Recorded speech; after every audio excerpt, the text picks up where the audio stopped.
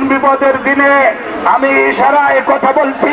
আমি গতকালকে তার আগের রাতেও আমি খাবে দেখেছি পৃথিবীর মধ্যে কত ভীষণ পরিবর্তন নিকটবর্তী হয়ে গেছে। ইনশাল্লাহ তুরস্কের সহায়তায় সিরিয়ার মধ্যে আহমদ শরা নামক যারা ক্ষমতায় গ্রহণ করেছে সুন্নি, আল্লাহর রহমতে 10 লক্ষ মিলিটারি প্রস্তুত হচ্ছে। আগামী আশা করা যায় 8-10 বছরের মধ্যে আল্লাহর রহমতে বাইতুল মুকাদ্দাস মুসলমানগণের উপর আমাদেরকে রহমত দান করুন। বিশেষ করে আল্লাহ ইমাম মাহাদির দলে আমরা মুসলমানরা যেন থাকতে পারি, ইমাম মাহাদির জামাতে আমরা সবাই যেন থাকতে পারি। যারা যারা থাকতে আগ্রহী আছেন হাত জাগায়।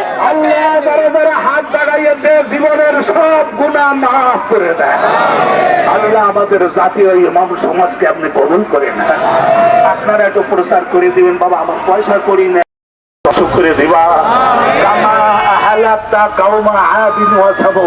যেমন ঝড় দিয়ে এবং অগ্নিবৃষ্টি দিয়ে আদ সামুদ জাতিকে ধ্বংস করেছো, ও আল্লাহ আমেরিকার এই ট্রাম্প আমাদের বাংলাদেশ একটা গরিব দেশ, একটু ব্যবসা বাণিজ্য করে খাই, আমাদের মালের উপরে 35% ট্যারিফ আরোপ করে আল্লাহ আমাদের ব্যবসা বাণিজ্য ধ্বংস করে দেওয়ার চেষ্টা করেছে।